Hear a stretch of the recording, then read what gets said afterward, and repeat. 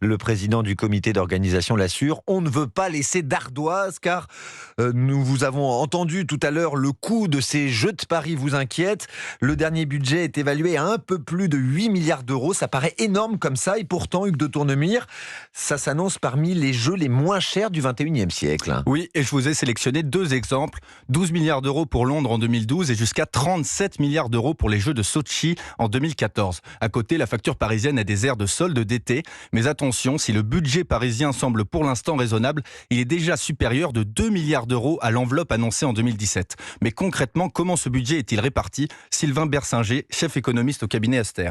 C'est à peu près la moitié pour la construction d'infrastructures et environ la moitié, donc à peu près 4 milliards chacun, pour l'organisation proprement dite, donc la logistique, la communication, l'informatique, etc. Et on estime qu'elles engendraient la création de 109 000 emplois et de 9,3 milliards d'euros de valeur ajoutée sur l'année 2024. La hausse du budget serait donc compensée, mais à condition que la facture n'explose pas.